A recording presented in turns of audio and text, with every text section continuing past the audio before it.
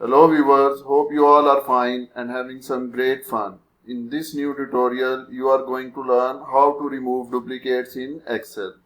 For example, I have repeated 3 names in this list and that are Amir, here you can see repeated, then Babar and Azim. So to remove these duplicate values or repeated values, select the data and then go in Data tab, and here you can see the option Remove Duplicates. Click on this and you can see Excel is asking that you want to remove repeated values from column name. Click on OK, and here you can see the message with 3 duplicate values found and removed. 8 unique value remains.